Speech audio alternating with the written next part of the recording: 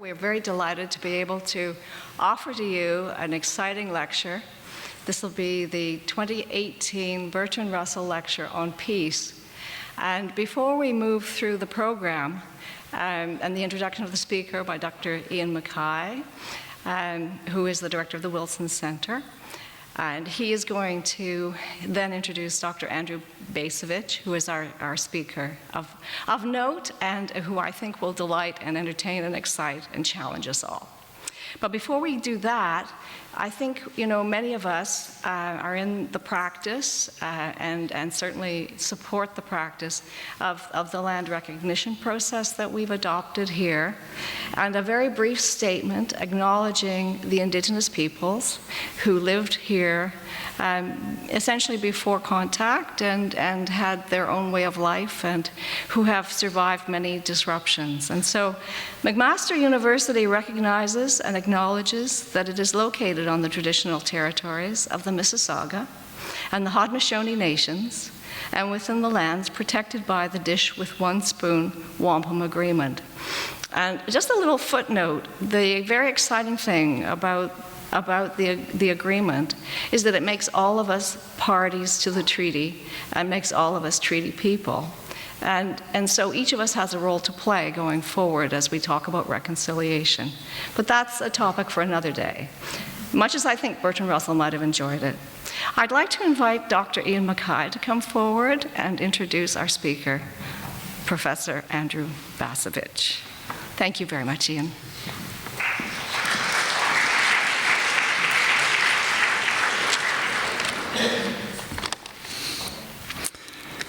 Greetings, I'm Ian Mackay, as Nancy was mentioning. I'm the director of the Wilson Institute for Canadian History.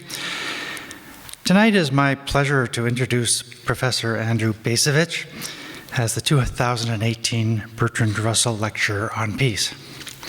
Professor Bacevich brings to his numerous studies of peace and war, U.S. foreign policy and military history, first-hand experience as a retired career officer in the United States Army, from which he retired with the rank of colonel. He also served as director of Boston University's Center for International Relations. I first encountered Professor Bacevich's work when I was working on a book called Warrior Nation, a critical examination of the late Harper government's enthusiasm for all things military. And I found especially helpful his 2005 volume called The New American Militarism. And I was just speaking to Professor Bacevich beforehand, and he says, yeah, that was one of my best books. But it's hard to pick a best book from Professor Bacevich, so I really encourage you to go and explore all of his books. And what really strikes me about this book and really impresses me is the sobriety of tone. At a time when we're all inclined to fierce polemics, denunciations of the other side, here I find a very interesting, sober realism in the examination of American foreign policy and various military adventures. He proposes that, and I quote, "The marriage of military metaphysics with eschatological ambition is a misbegotten one, contrary to the long-term interests of either the American people or the world beyond our borders. It invites endless war and the ever-deepening militarization of U.S. policy." What I most esteem about this book is that, coming from a fairly conservative perspective, it probes with such sober realism phenomena that are so often the subject of fevered polemics, but are too rarely explored with such breadth, care, maturity, and balance.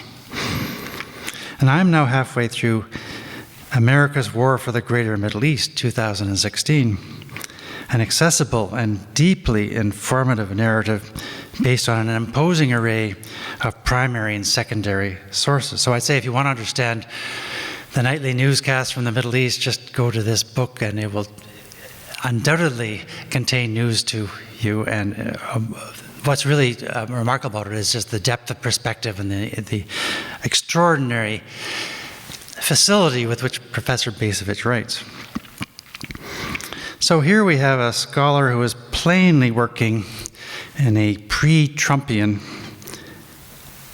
evidence-based universe, carefully looking at sources, both primary and secondary, and offering reasonable judgments.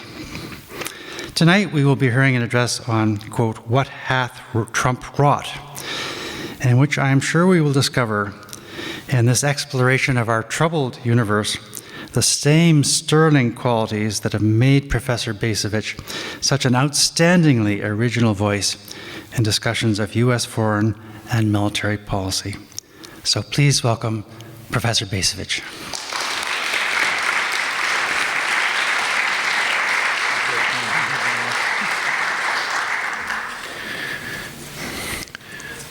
Well, thank you for that generous introduction. I am greatly honored to serve as the Bertrand Russell Peace Lecturer of 2018 here at McMaster University. My wife and I are also very grateful for the generous hospitality that has been shown us since our arrival in Hamilton, and for the efforts of all the people who coordinated our visit, and of course, special thanks to Professor Nancy Doubleday. I should make it clear at the outset, as Professor Mackay suggested, that I am not a specialist in peace studies. My academic training was in U.S. history during the 20th century, not a particularly peaceful moment. And prior to becoming an academic, I did spend some years as a professional soldier, and indeed had the great privilege of serving alongside Canadian forces in what was then West Germany. This, of course, was during the latter stages of the Cold War, now a dim and ancient memory. If my own writing has an overarching theme, it probably goes something like this. When the Cold War ended, Americans radically misperceived the implications of what had just occurred. And out of that misperception came a set of delusions that formed the basis of subsequent U.S. policy. As a consequence, over the quarter century that followed, bounded on one end by the fall of the Berlin Wall and on the other end by the election of Donald Trump as president, during that quarter century, Americans squandered most of what they fancied they had won back in 1989. Put simply, we blew it. Now, I say all that just to give a sense of where I am coming from in the presentation that follows. And the focus of that presentation is Donald Trump. Now, Mr. Trump's tenure as our 45th president may last for another few weeks, another year, another 16 months. It could even include a second term. But the Trump presidency has already effectively run its course. It is essentially over. So it's time, in my view, to begin reflecting on what to make of this bizarre chapter in American history. Let me state my own view bluntly. Forget the atmospherics, the lies, the insults, the name-calling, the dog whistles. Almost nothing of consequence has changed, nor, I believe, will it. And on issues where some apparent change has occurred, beating up on Canada, on trade, for example, the damage can fairly easily be undone. To a far greater extent than Trump's perpetually hyperventilating critics are willing to acknowledge, the United States today remains on a trajectory that does not differ appreciably from what it was prior to Trump taking office. So whether for ill or for good, post-Trump America, now in my judgment beginning to come into view, is shaping up to look pretty much like pre-Trump America. The cataclysm that Trump's ascendancy was said to signify has not occurred. Barring a nuclear war, it won't. And even on that point, please note that the threat of nuclear annihilation predates Trump's presidency by several decades.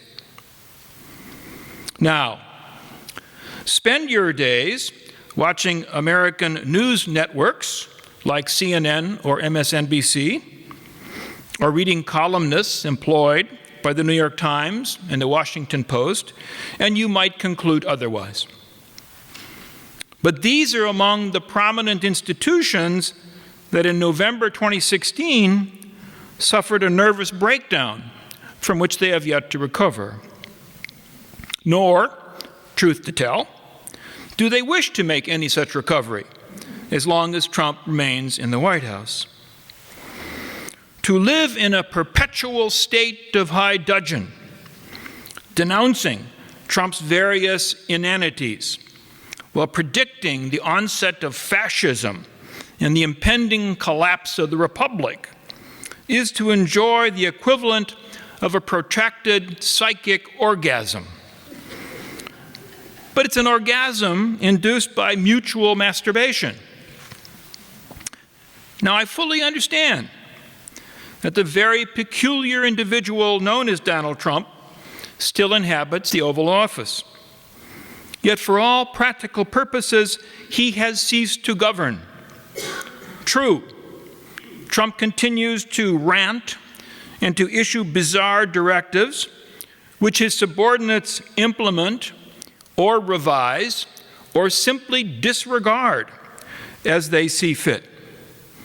Evidence of the insubordination of his subordinates is now overwhelming.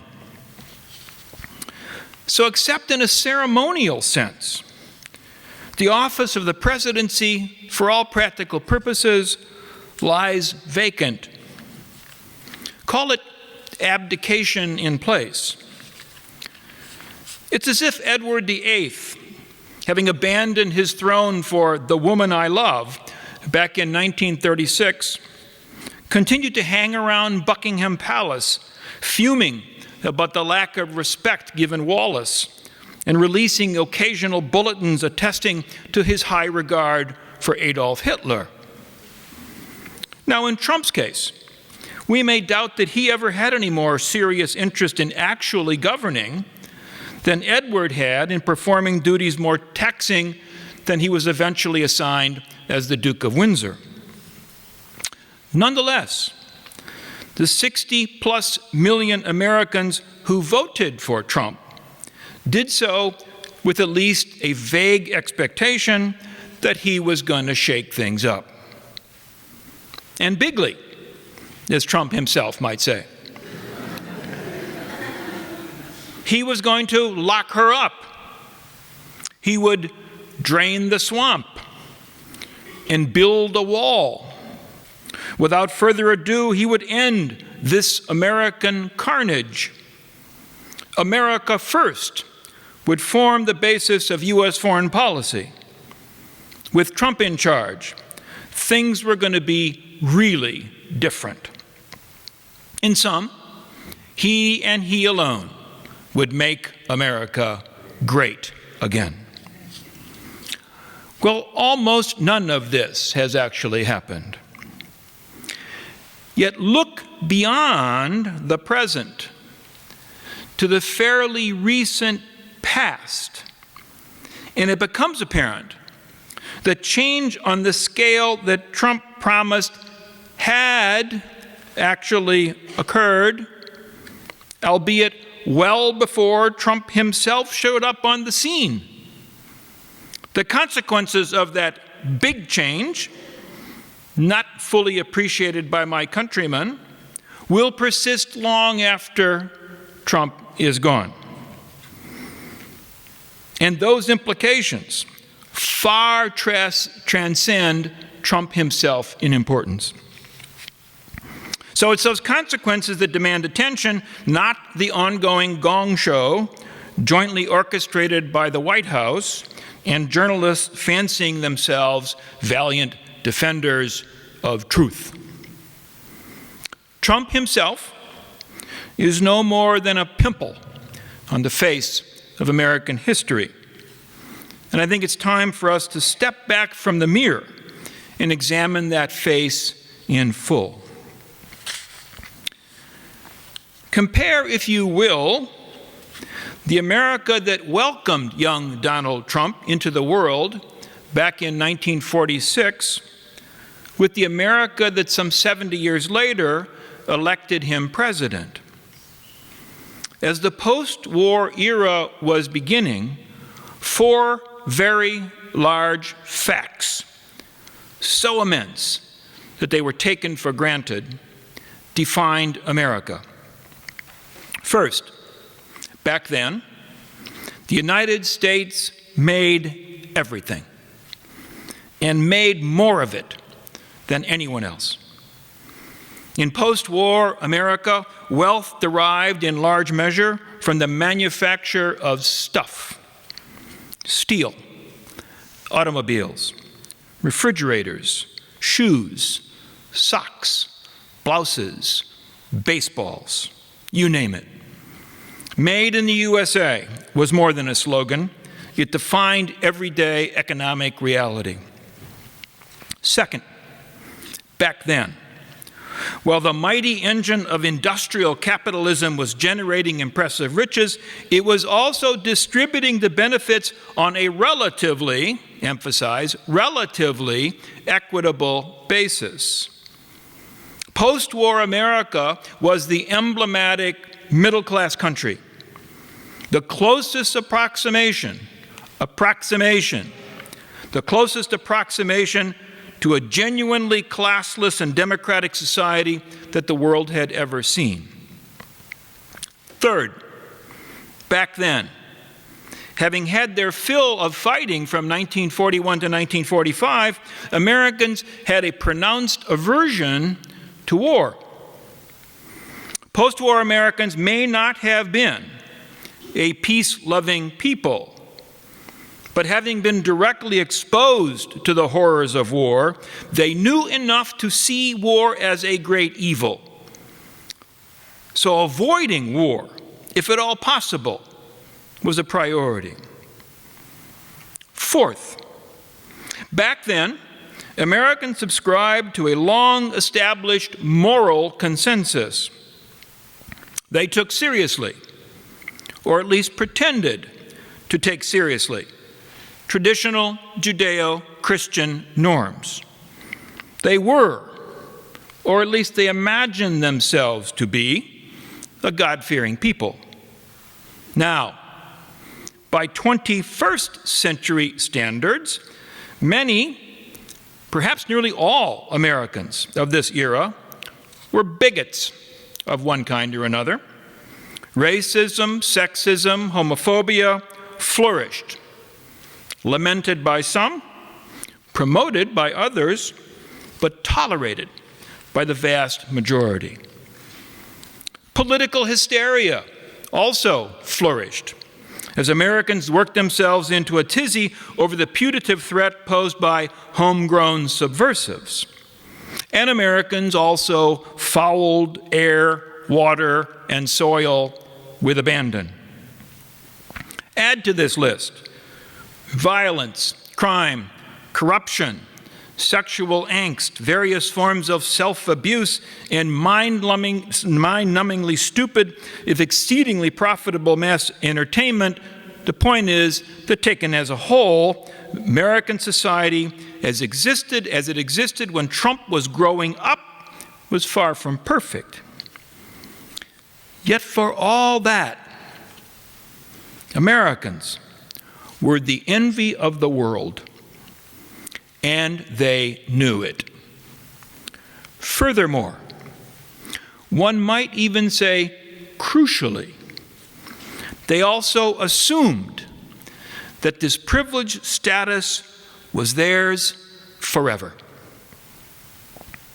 Now, by 2016, when Trump was elected president, America had become an altogether different country.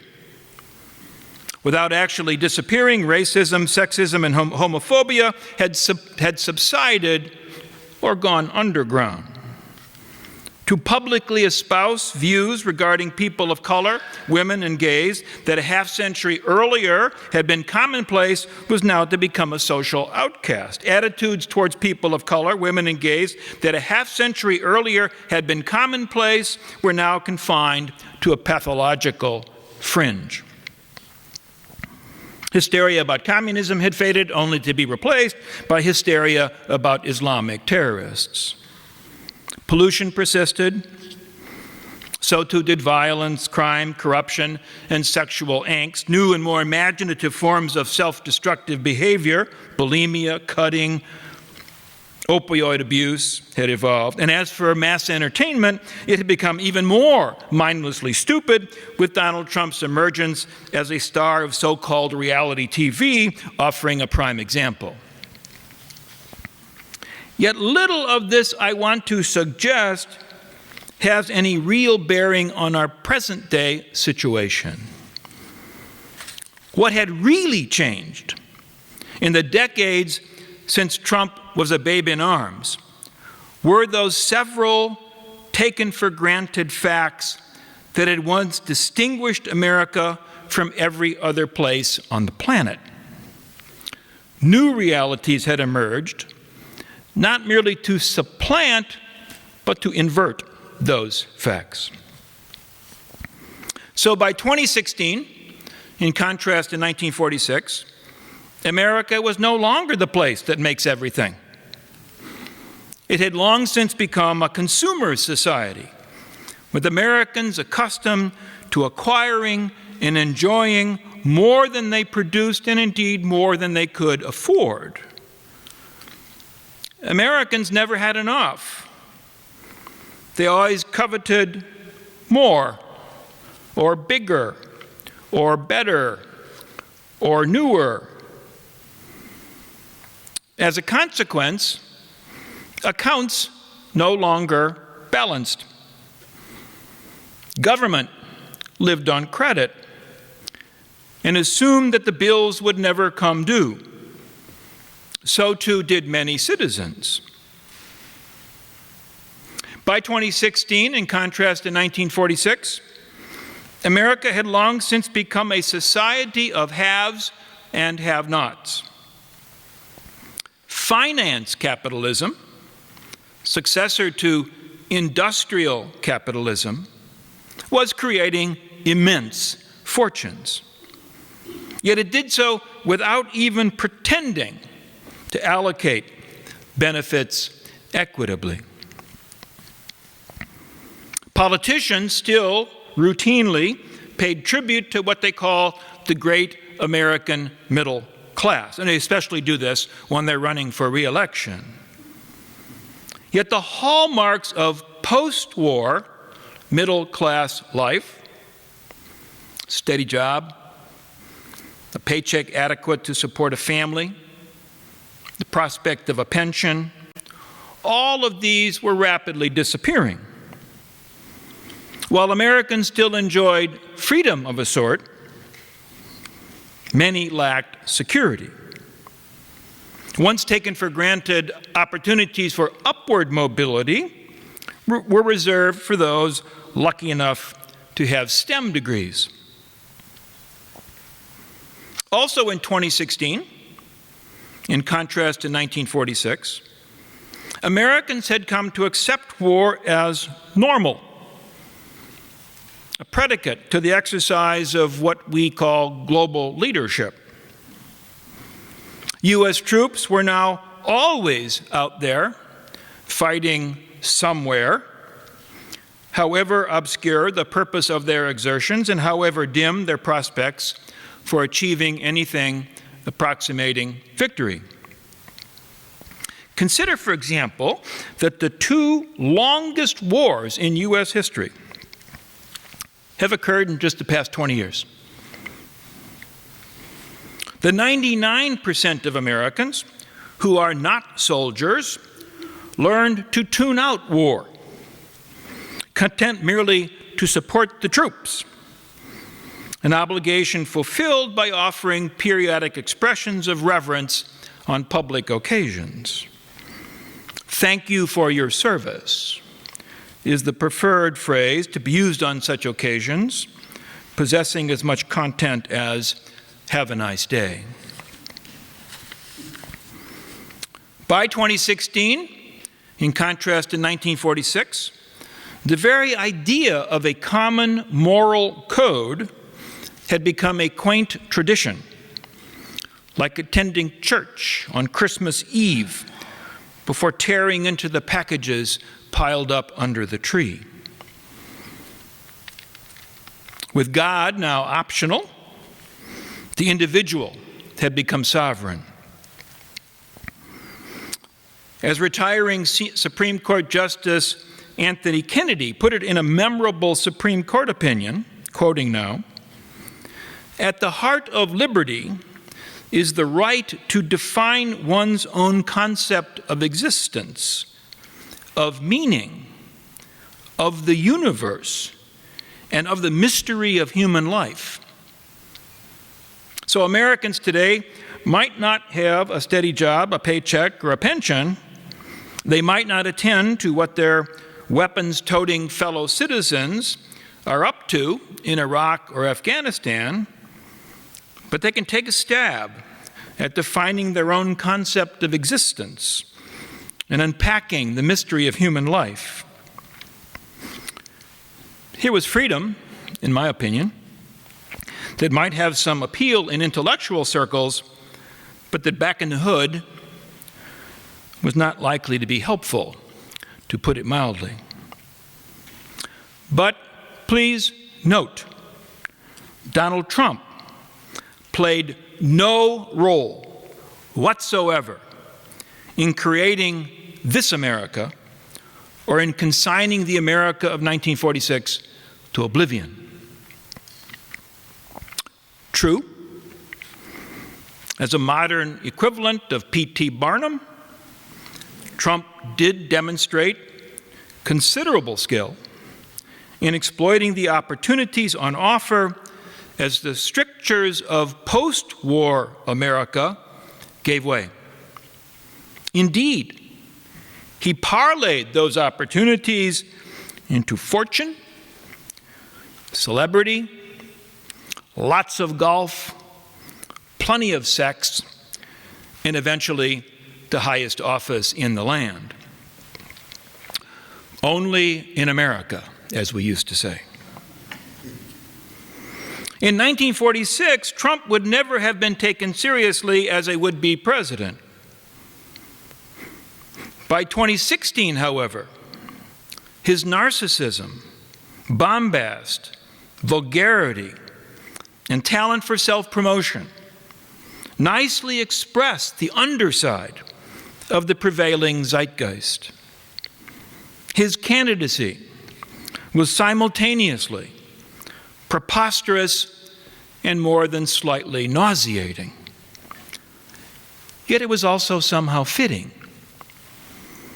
By the 21st century, the values that Trump embodies had become as thoroughly and authentically American as any of those specified in the oracular pronouncements of Thomas Jefferson or Abraham Lincoln or Franklin Roosevelt. Trump's critics see him as an abomination, perhaps, but he is also one of us. Yet here's the good news, or, depending on your point of view, the bad news.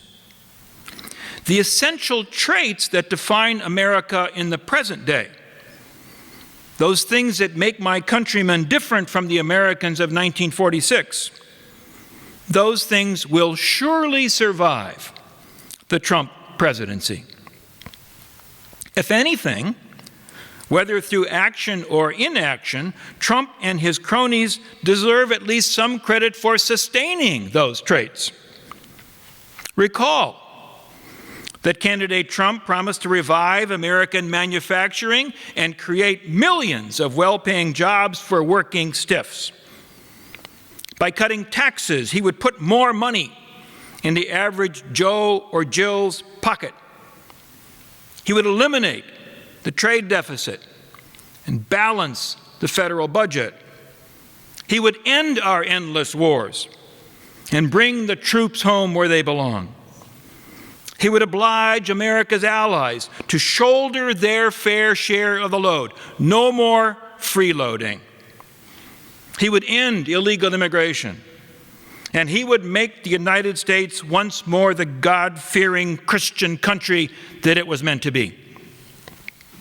Now, how seriously Trump himself expected any of these promises to be taken is anyone's guess. But this much is for sure: they remain almost entirely unfulfilled. True, domestic manufacture has experienced a slight uptick. Yet globalization remains an implacable reality. And unless you've got that STEM degree, good jobs are hard to come by. Ours is increasingly a gig economy, we are told. And that might be cool when you're 25. It will seem less so when you're in your 60s and wondering if you'll ever be able to afford retirement. And while Trump and his Republican Congress did deliver on their promise of so-called tax reform, I use the term loosely, the chief beneficiaries of that reform are the rich. Further confirmation, if any were needed, that the American economy is and remains rigged in their favor. Trade deficit, it's headed for a 10-year high. Balanced budget, you've got to be joking. The estimated federal deficit next year will exceed $1 trillion, boosting the national debt past $21 trillion. Trump had promised to eliminate that debt entirely. He said it would be easy. And of course, America's wars haven't ended. Here's Trump just last month doing his best imitation of the late anti-war Senator George McGovern. Quoting Trump now: "I'm constantly reviewing Afghanistan and the whole Middle East. We never should have been in the Middle East. It was the single greatest mistake in the history of our country." That may well be true. Yet in fact, Trump has continued and in some instances actually expanded America's Middle East military misadventures, notably in Afghanistan, Iraq, Syria, Yemen, Libya. Moreover, he has done so in a way that essentially insulates himself from responsibility for their perpetuation. As commander-in-chief, he's kind of a hands-off guy. At a change of command ceremony just weeks ago in Kabul, yet another U.S. general handed off to his successor responsibility for directing the Afghanistan war. Since becoming president 20 months earlier, Trump had never even bothered to meet the guy charged with directing the longest war in all of U.S. history, and you can bet he won't meet the new guy either. Despite being unable to walk, FDR visited GIs serving in combat zones more often than has Trump. So if you want to know why we are in Afghanistan and how long U.S. forces are going to stay there, well, you can ask Secretary of Defense James Mattis. You can ask some general. You can even ask some corporal. But don't ask the president. And then there is the great bugaboo of isolationism. Recall that when Trump became president, various foreign policy experts warned that the United States was about to turn its back on the world and abandon its self-assigned role as keeper of order and defender of democracy. Well, nearing the midpoint of Trump's first, and we must hope last, term, isolationism is the last word one would use to describe U.S. foreign policy. As Canadians will surely appreciate, the United States remains formally committed to defending the territorial integrity of each and every NATO member state, now numbering 29 in all. Add to that a continuing obligation to defend various other nations, to include Japan, South Korea, and under the terms of the Rio Pact of 1947, most of Latin America. Less formally, but no less substantively, the United States ensures the security of Israel, Saudi Arabia, and various other countries in the Persian Gulf. Under Trump, all of America's security commitments remain intact. As for obliging those allies to pony up for the security Americans have long provided, that's not going to happen anytime soon. America's European allies, for example, have pocketed Trump's assurances that the United States will continue to defend them, offering in return vague promises that sometime around 2024 they might consider investing more in defense. Canada currently spends, if I'm not mistaken, 1.2% of its GDP on its military. The NATO baseline requirement is 2%.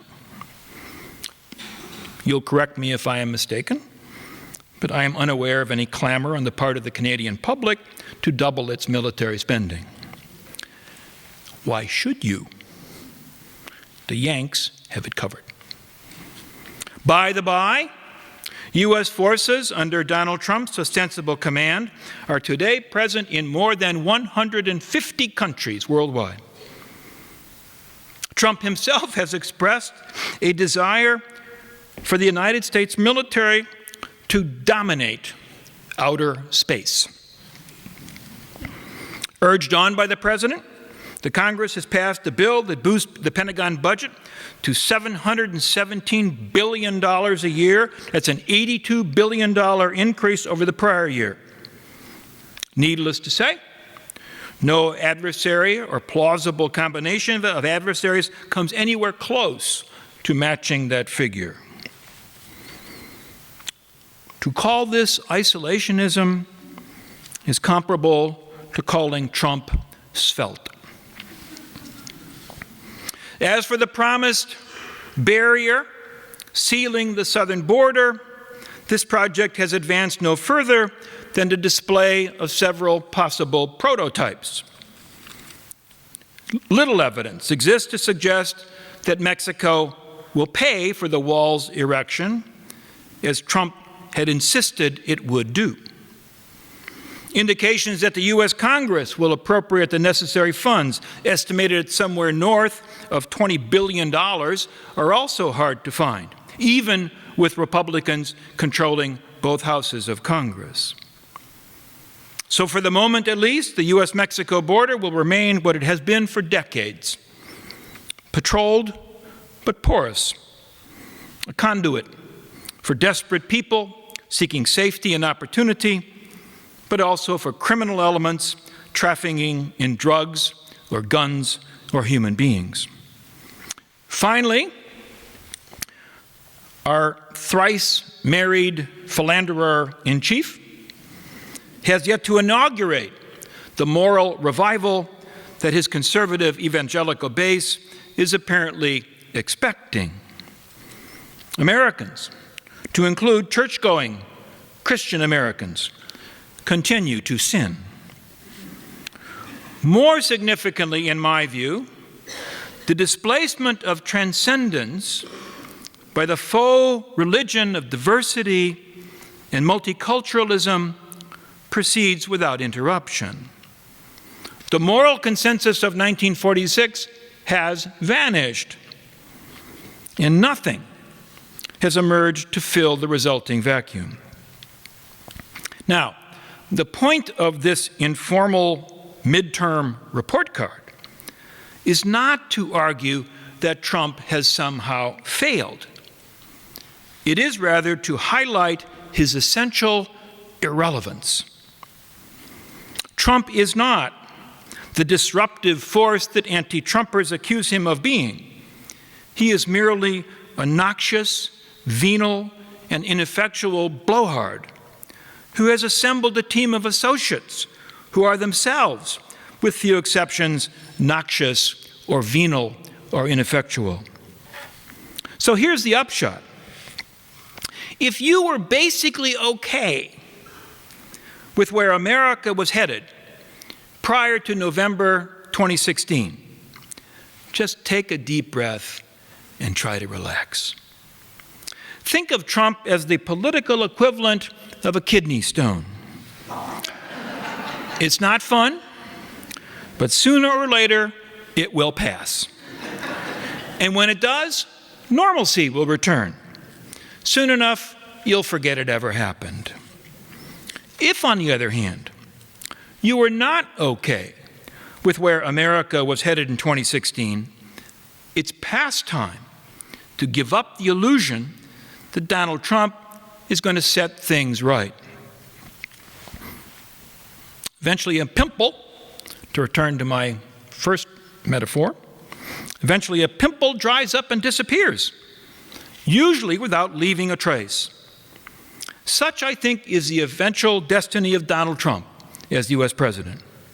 He will prove to be the least consequential person to hold that office since Millard Fillmore. And I don't expect you to know who Millard Fillmore was. In the meantime, of course, there are any number of things about Trump to raise our ire.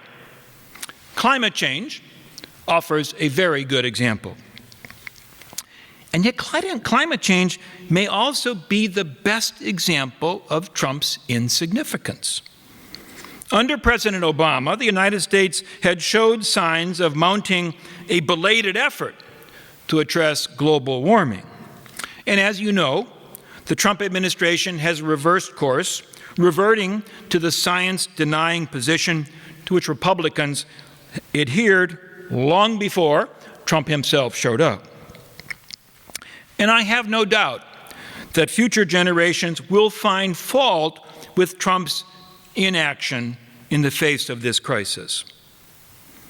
Yet when Miami is underwater, when California wildfires rage throughout the year, will Americans single out Trump for blame? I doubt it. The nation's too little, too late response to climate change, for which a succession of presidents and a succession of Congresses share responsibility, actually illustrates precisely the reality of American politics. When all is said and done, presidents don't shape the country. The country shapes the presidency, or at least defines the parameters within which presidents operate. Over the course of the last few decades, in my view, those parameters have become increasingly at odds with the collective well-being of the American people, not to mention of the planet as a whole. Yet Americans remain obdurate in refusing to acknowledge that fact.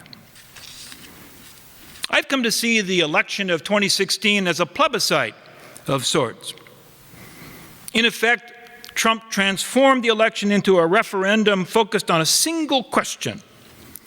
Are you satisfied with the direction in which the country is headed? Answer yes or no.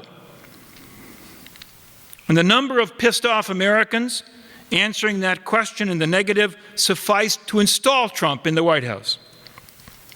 We may lament that outcome.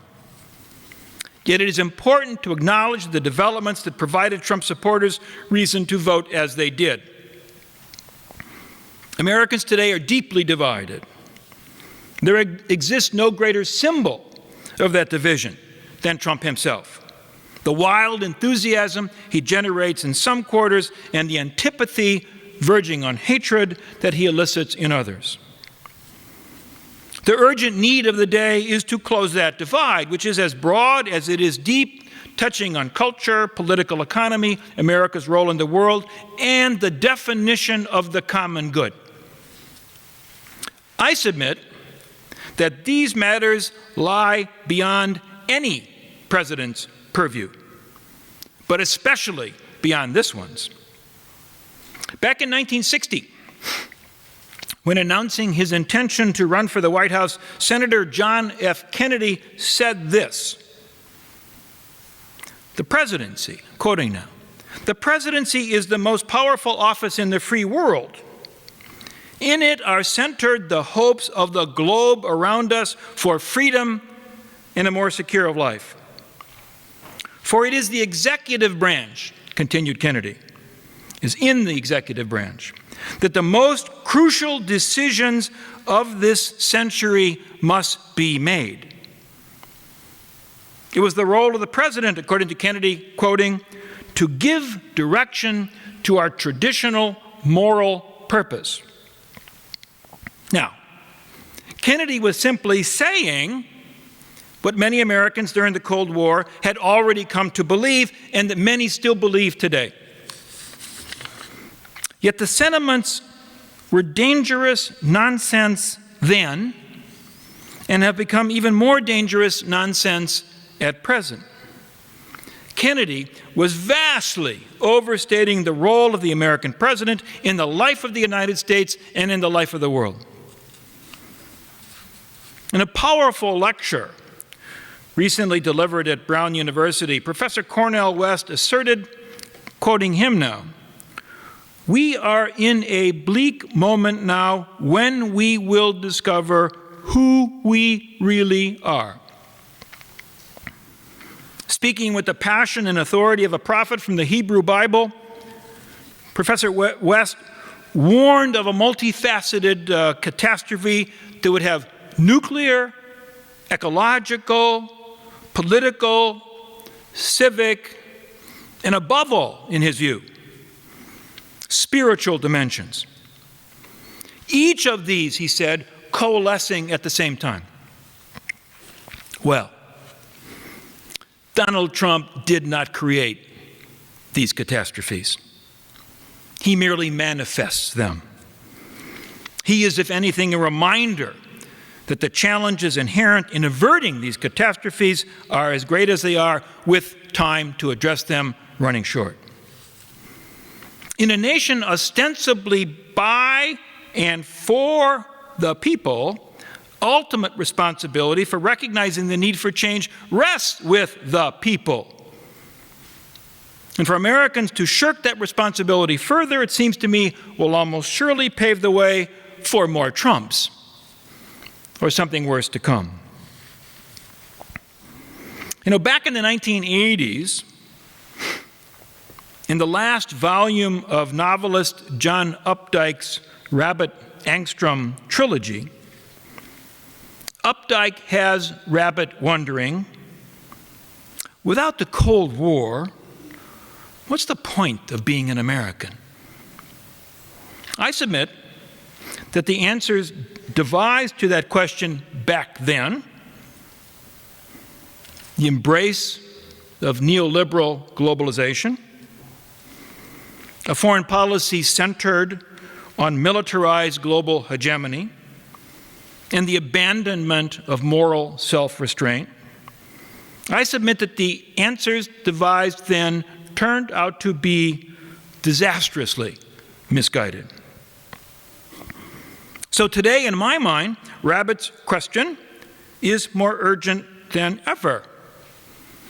What's the point of being an American? Sadly, my countrymen give little evidence of having an answer or even of being interested in the question. So I thank you very much. I look forward to any questions or comments that you may have.